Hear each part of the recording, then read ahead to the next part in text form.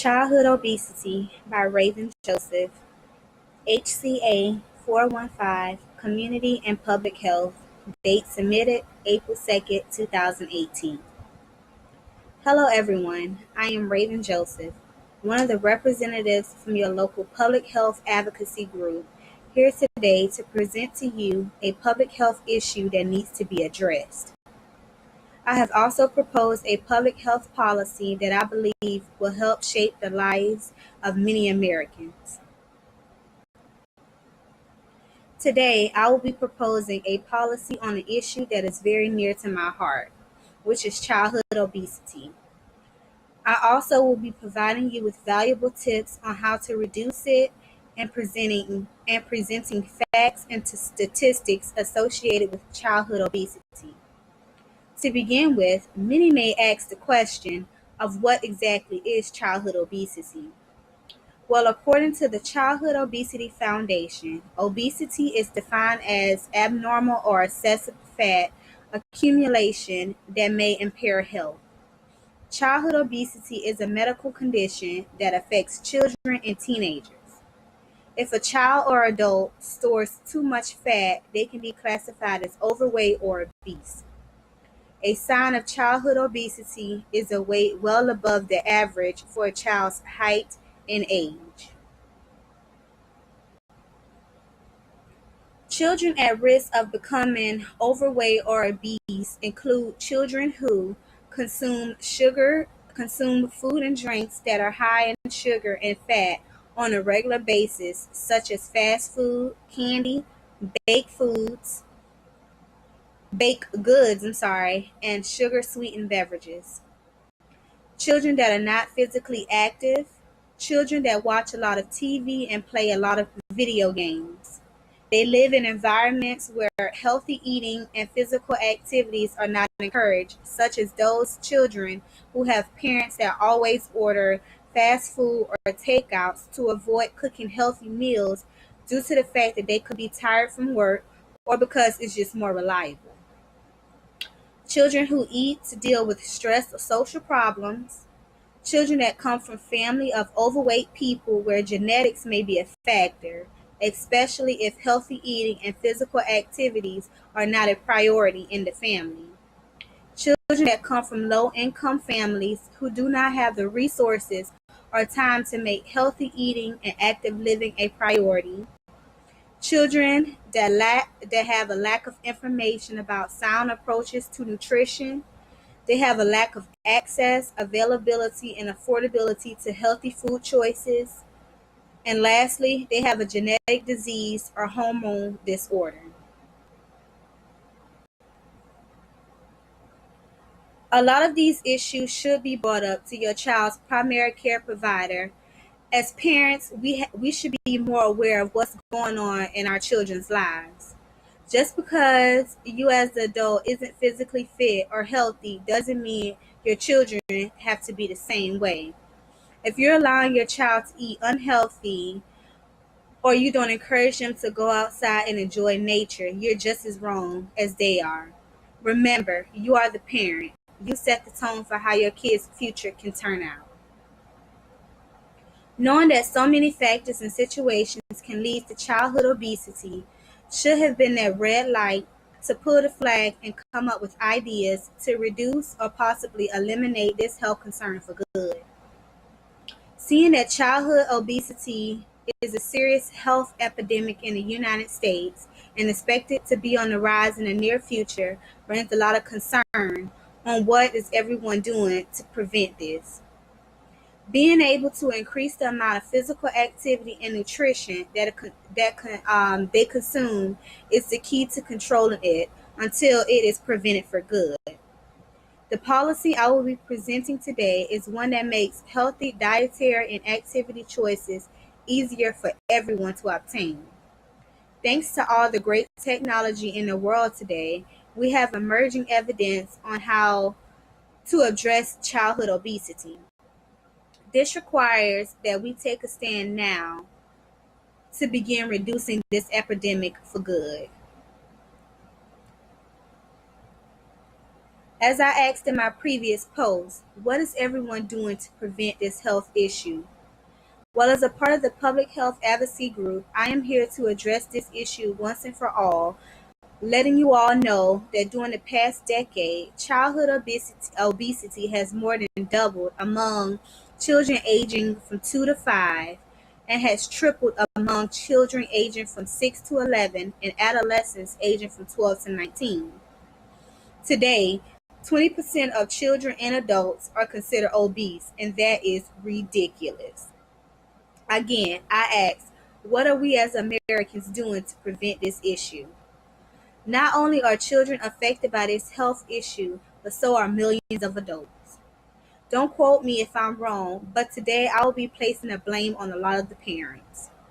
Unless your child is considered obese due to a genetic disorder, the parents are the ones at fault for raising obese children. I say that because a 5-year-old wouldn't know what McDonald's is if their parents didn't expose them to it at an early age, or what juice and soda is if their parents didn't always fill their cups with it. You as a parent knows what's best for your kid. So do you really think by them constantly eating fatty foods and consuming sugary drinks is the best thing for them, when there are a lot of healthier choices you can choose from?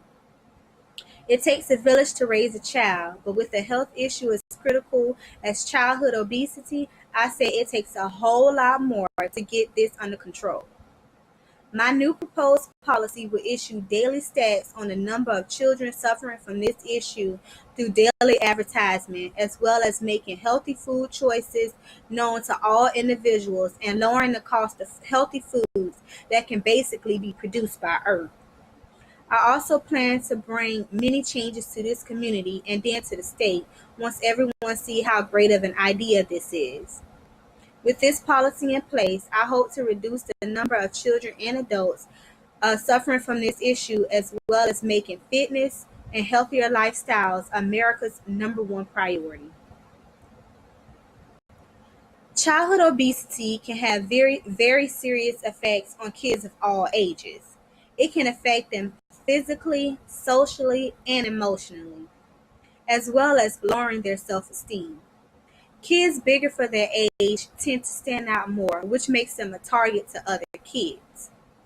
Those kids may begin making fun of them, saying all sorts of mean and hurtful things, and this can cause a lot of damage. Obese kids may not get the opportunity to enjoy being a kid or going to school or summer camps to make new friends.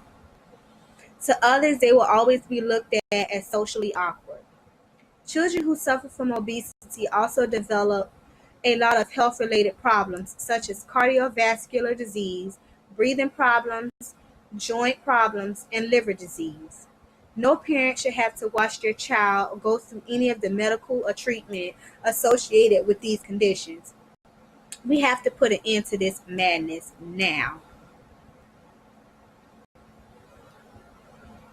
With the help of a few friends from the Public Health Advocacy Office, I have drawn up a few ideas that I believe will be seen as the best fit for lowering the number of children suffering from childhood obesity.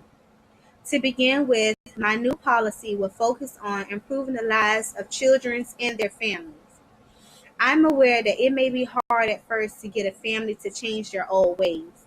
They may feel like it's too late, the damage is already done, or they may be too stuck in the old ways to even bother about changing it now. The best thing you can do in this type of situation is continue providing them with valuable information. It's up to them if they decide to take that information into consideration, or if they choose to let it go in one ear and out the other. You can only hope that because it's dealing with their child's life, they will want to know how they can help create a better future for them. With the help of the state and legislature officers, I plan to make PE a required class in all schools. Every child will be expected to attend a certain number of hours each week participating in some sort of physical activity. Just like math and English is a required class, I believe PE should be one too. Also, I plan to introduce a cooking class in all communities. that provide basic instructions on how parents can turn those favorite dishes into healthy ones with a few changes without the kids even noticing. Many parents may not know how to prepare a healthy breakfast or lunch, but with this cooking class, I hope to change all of that. Lastly, I will be working with local fitness centers to create a nonprofit organization called We Fit that will offer services to children as young as 2 years old. This organization will offer different exercise routines that younger kids find fun. I'm sure that we are all aware of the energy toddlers have. So why not get them involved in a fun group that helps them make friends while working out and not even knowing it? With these great ideas in mind, I know that many of you are asking, how will I be able to afford this? Well, I believe that making PE a required class wouldn't cost the school any money since we already have some sort of physical area to conduct this training in. The only thing we'll be paying for is a skilled instructor and gym equipment. Knowing that these ideas are a way to help reduce childhood obesity in America, one school system at a time, the community, family, friends, other organizations, and even the government should come together to help with some sort of grant to help fund these programs. I know it can take a lot of time before changes like this can become effective, but it doesn't hurt to try and see where these ideas can go. By having the state officials and community come together to propose a funding plan to help my organization We Fit, it will save the government a lot of money that they will be expected to pay if a child needs any medical care after developing any of these health conditions. Here, I have a chart from the Brazilian Institute of Geography and Statistics that displays a prediction of the obesity goal for boys and girls aging from 5 to 9 in the year of 2022. We can only hope that this public health issue starts to make a turn for the better. In closing, I would like to thank you all for being a part of my newly proposed policy. I hope that I have provided you all with valuable information that will be enough to bring a change to this great country and save the lives of millions of children and adults. No one knows where the future is headed, what the future holds, but we know just what to do to save the lives of children all over the world suffer from childhood obesity. Thank you.